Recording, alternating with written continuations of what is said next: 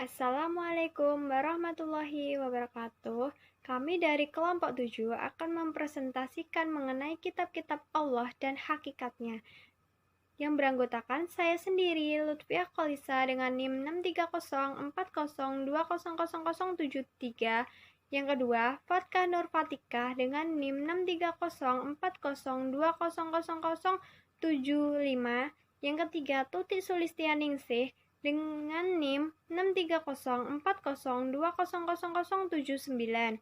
Nah, di sini saya akan membahas materi tentang hakikat beriman kepada kitab-kitab Allah dan dalil-dalil beriman kepada kitab-kitab Allah. Apa itu hakikat beriman kepada kitab-kitab Allah? Hakikat beriman kepada kitab-kitab Allah merupakan salah satu rukun iman yang ketiga. Maksudnya adalah membenarkan dengan penuh hati atau keyakinan bahwa Allah mempunyai kitab-kitab yang diturunkan kepada hamba-hambanya dengan kebenaran yang nyata dan petunjuk yang jelas. Dalil-dalil atas kewajiban beriman kepada kitab-kitab dibedakan menjadi dua, yaitu dalil nakli dan dalil akli. Dalil nakli bersumber dari Al-Quran dan hadis. Contoh, Al-Baqarah ayat 285, yang artinya Rasul telah beriman kepada Al-Quran yang diturunkan kepadanya dari Tuhannya. Demikian pula orang-orang yang beriman semuanya beriman kepada Allah, malaikat-malaikatnya, kitab-kitabnya, dan rasul-rasulnya. Atau mereka mengatakan, kami tidak membeda-bedakan antara seseorang pun dengan yang lain dari rasul-rasulnya. Dan mereka mengatakan, kami dengar dan kami taat. Atau mereka berdoa, ampunilah kami ya Tuhan kami, dan kepada Engkaulah tempat kembali. Ayat ini menjelaskan sifat iman Rasul dan iman para mukminin, serta apa yang diperintahkan kepada mereka berupa iman kepada Allah, para malaikat, kitab-kitab, dan para rasul tanpa membeda-bedakan satu sama lain. Sehingga kufur kepada sebagian berarti kufur kepada mereka semua. Pada surat yang kedua, An-Nisa ayat 136, yang artinya, wahai orang-orang beriman, tetaplah beriman kepada Allah dan Rasul-Nya, dan kepada kita yang Allah turunkan kepada Rasul-Nya, serta kitab yang Allah turunkan sebelumnya. Barang siapa yang kafir kepada Allah, malaikat-malaikatnya, kitab-kitabnya, rasul-rasulnya, dan hari kemudian, maka sesungguhnya orang itu telah sesat sejauh-jauhnya. Dalam ayat ini Allah memerintahkan manusia agar beriman kepadanya, kepada Rasulnya, dan kepada kitab-kitabnya yang diturunkan kepada Rasulullah, yakni Al-Quran, dan juga kepada kitab-kitab yang diturunkan sebelum Al-Quran. Kemudian Allah menyampaikan kufur kepada malaikat, kitab-kitab, para Rasul, dan hari akhir dengan kufur kepadanya. Yang ketiga, hadis riwayat Bukhari dan Muslim. An tu'minna billahi wal malaikatihi wa kutubihi wa rusulihi wal yaumil akhiri wa tu'minna bil qadari khairihi wa syarrihi. Artinya, yaitu hendaklah engkau beriman kepada Allah, malaikatnya, kitab-kitabnya, para rasulnya, hari akhir, dan beriman kepada hari takdir yang baik maupun yang buruk. Maka Rasulullah menjadikan iman kepada kitab-kitab Allah sebagai rukun iman. Yang kedua, dalil akli.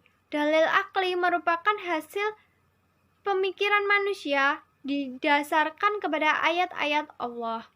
Contoh, kelemahan manusia dalam memperbaiki jasmani dan rohaninya itu menghendaki turunnya kitab-kitab Allah yang berisi undang-undang dan hukum-hukum yang mewujudkan kesempurnaan pada manusia, serta apa saja yang manusia butuhkan dalam kehidupan di dunia. Yang kedua, Allah Subhanahu wa Ta'ala tahu bahwa manusia merupakan manusia yang lemah. Allah Subhanahu wa Ta'ala adalah Tuhan yang Maha Pengasih dan Maha Penyayang, sehingga Allah berkehendak memberi bimbingan kepada manusia. supaya menjadi makhluk yang paling mulia di sisinya lewat kitab suci, lengkap dengan contoh tauladan baik berupa seorang nabi dan rasul. Jika kita diperintahkan Allah untuk melakukan ibadah dan lain sebagainya, tentunya kita diberi buku pedoman atau buku petunjuk tata cara beribadah, dan buku tentang petunjuk tata cara beribadah itu berupa kitab. Karena itu, kita harus beriman kepada kitab-kitab Allah. Sekian materi yang dapat saya sampaikan. Materi selanjutnya akan disampaikan rekan saya yang bernama Fatkah Nurfatikah. Terima kasih. Assalamualaikum warahmatullahi wabarakatuh. Perkenalkan, nama saya Fatkah Nurfatikah, nomor induk mahasiswa 630402000075. Nah, di sini saya akan menjelaskan tentang 4 kitab suci yang wajib diimani. Nah, dari sekian banyaknya kitab-kitab suci Allah, hanya ada 4 kitab suci yang wajib diketahui oleh umat muslim. Yang pertama, kitab Taurat, yang kedua, kitab Zabur, yang ketiga, kitab Injil, dan yang keempat, kitab suci Al-Quran. Yang pertama yaitu kitab Taurat. Kitab Taurat adalah kitab yang diturunkan oleh Allah kepada Nabi Musa alaihissalam sebagai pedoman hidup bagi Bani Israel. Allah berfirman Quran Surat Al-Ma'idah ayat 44, yang artinya kami telah menurunkan kitab Taurat yang di dalamnya ada petunjuk dan cahaya yang menerangi. Yang kedua yaitu kitab Zabur. Kitab Zabur adalah kitab yang diturunkan kepada Nabi Daud dan hanya diperintahkan oleh Allah untuk mengikuti Nabi Musa alaihissalam. Maka pokok ajaran kitab Zabur berisi tentang zikir, nasihat, serta hikmah bukan hukum. Allah berfirman Quran Surat An-Nisa ayat 163 yang artinya, sesungguhnya kami telah memberikan wahyu kepadamu, sebagaimana kami telah memberikan wahyu kepada Nuh dan nabi-nabi yang kemudiannya. Dan kami memberikan wahyu pula kepada Ibrahim, Ismail, Ishak, dan Yakub, serta anak cucunya Isa, Ayub, Yunus, Harun, dan Sulaiman. Dan kami berikan Zabur kepada Daud. Yang ketiga yaitu kitab Injil. Kitab Injil adalah kitab yang diturunkan oleh Allah kepada Nabi Isa alaihissalam. Kitab Injil memuat keterangan-keterangan yang benar dan nyata, yaitu perintah-perintah Allah agar manusia dapat percaya bahwa Allah itu Esa dan tidak menyekutukannya dengan suatu apapun. Allah berfirman Quran Surat Al-Ma'idah ayat 46, yang artinya, dan kami iringkan jejak mereka, nabi-nabi Bani Israel, dengan Isa putra Maryam, membenarkan kitab yang sebelumnya, yaitu kitab Taurat. Dan kami telah memberikan kepadanya kitab Injil, sedang di dalamnya ada petunjuk dan cahaya yang menerangi, dan membenarkan kitab yang sebelumnya yaitu Taurat, dan sebagai petunjuk atau serta pengajaran untuk orang-orang yang bertakwa. Yang keempat yaitu kitab Al-Quran. Kitab Al-Quran adalah kalam Allah yang diturunkan kepada Nabi Muhammad SAW dalam bentuk wahyu, yang ditulis di dalam mushaf, yang dihafal di dalam dada, yang dibaca dengan lisan, yang didengar oleh telinga, yang disampaikan kepada kita secara mutawir tanpa ada keraguan, dan ketika membacanya akan dinilai ibadah. Allah berfirman Quran Surat An-Nahl ayat 89 yang artinya, dan ingatlah akan hari ketika kami bangkitkan pada tiap-tiap umat seorang saksi, dan mereka dari mereka sendiri. Dan kami datangkan kamu Muhammad menjadi saksi atas seluruh umat manusia. Dan kami telah turunkan kepadamu kitab Al-Quran untuk menjelaskan segala sesuatu dan petunjuk serta rahmat dan kabar gembira bagi orang-orang yang berserah diri.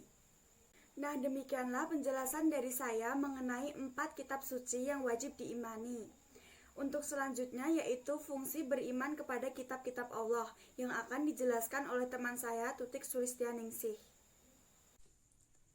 Saya saya Tutik Sulistianingsih, NIM 63040200079. Di sini saya akan menjelaskan mengenai fungsi beriman kepada kitab-kitab Allah.